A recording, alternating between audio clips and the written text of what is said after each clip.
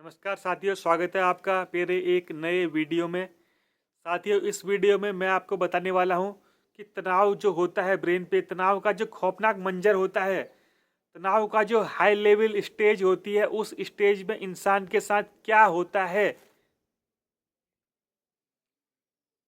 साथियों, जब किसी इंसान को तनाव का पहला स्टेज होता है तो उसे पता नहीं चलता है कि यह बहुत विकराल रूप लेगा, यानी कि वह धीरे धीरे करके जो तनाव बढ़ते रहता है तो एक विकराल रूप ले लेता है। ऐसे में तनाव का जो खौफनाक स्टेज है, जो हायर लेवल स्टेज है, उसमें क्या होता है वो मैं आपको बताने वाला हूं। सबसे पहली चीज जो होती है दोस्तों, वह है डर और डरावने सपने। जब हम तनाव की खौफनाक स्टेज में होते हैं तो हमें अधिकतर लोगों से डर लगने लगता है, भीड़ से डर लगने लगता है। कहीं ये भीड़ मुझे मार तो नहीं देगी, या मैं कहीं इस भीड़ में खो तो नहीं जाऊंगा, क्या मैं अपने घर पहुंच पाऊंगा। तो इस तरह के अनेकों डर उत्पन्न होने लगते हैं। और जब आदमी सोता है रात में, तो रात में उसको ऐसे ऐसे सपने आते हैं डरावने, कि वह डरावने सपनों से जो है इतना डर जाता है कि उसको नींद तक नहीं आती है। और यह फिर बहुत ही टेंशन का हाइपर, बहुत ही बड़ा लेवल हो जाता है, और टेंशन जो है उसके दिमाग में हावी हो जाती है।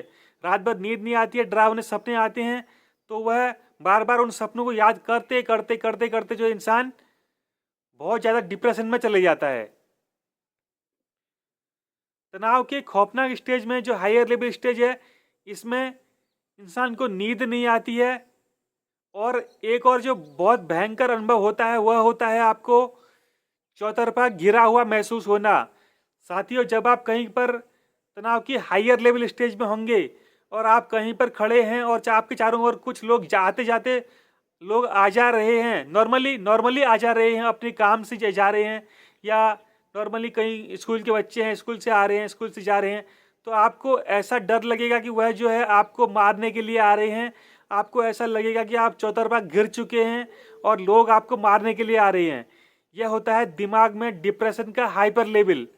इस लेवल में ऐसे ऐसे अनुभव होते हैं, इंसान इतना ज़्यादा डर जाता है कि वह जीने की इच्छा ही छोड़ देता है और वह सुसाइड भी करने को सोचता है।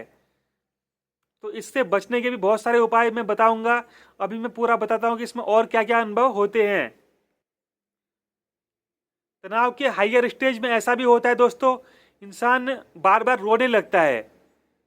और उसको जब जब जिंदगी से जुड़ी हुई कुछ चीज़ें याद आती हैं, जैसे उसको अपने जीवन से कुछ कोई उदार घटना याद आ जाती है, जैसे कि उसको घर में अपने परिवारजनों की याद आ गई, या अपने भाई की याद आ गई, या बहन की याद आ गई। तो ऐसे में क्या होता है कि वह उदार हो जाता है और वह रोने लगता है। लेकिन यह टेम्पररी होता है, कुछ समय तक तो वो रोएगा, लेकिन कुछ समय बाद दिमाग भी सूख जाता है। और दिमाग का हाइपर, जो डिप्रेशन का हाई लेवल होता है, इसमें दिमाग भी सूख जाता है, पूरा के पूरा सूख जाता है दोस्तों।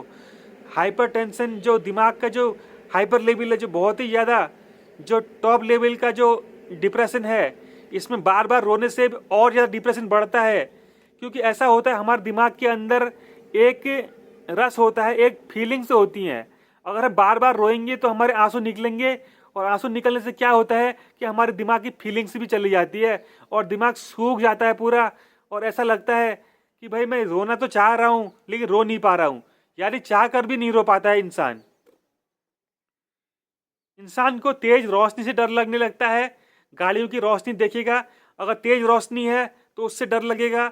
और नॉर्मल आवाज़ें भी बहुत तेज सुनाई देती हैं, गाड़ियों के हॉर्न है या गाड़ियों के इंजन की आवाज़ है, ऐसा लगेगा वो पूरा का पूरा इंजन उसके दिमाग के अंदर चल रहा है।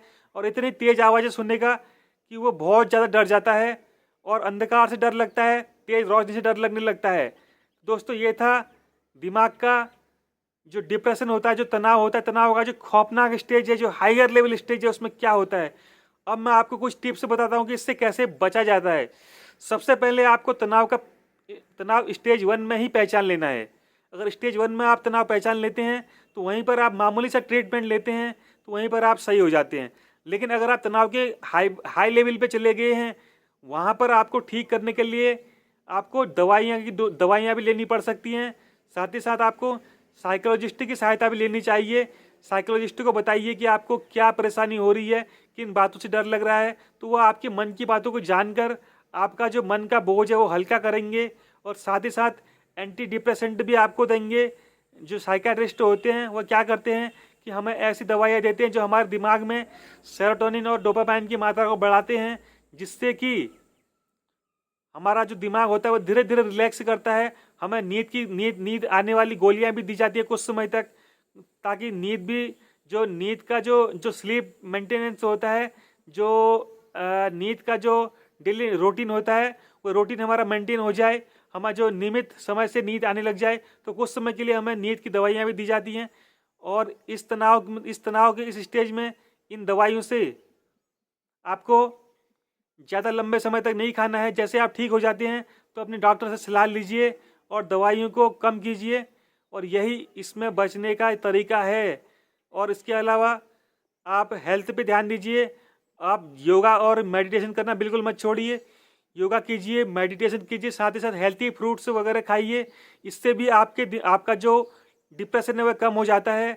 डिप्रेशन का जो मेन कारण है उसको आप जानिए कि आखिर डिप्रेशन हो क्यों रहा है, और उस कारण का सॉल्यूशन निकालिए।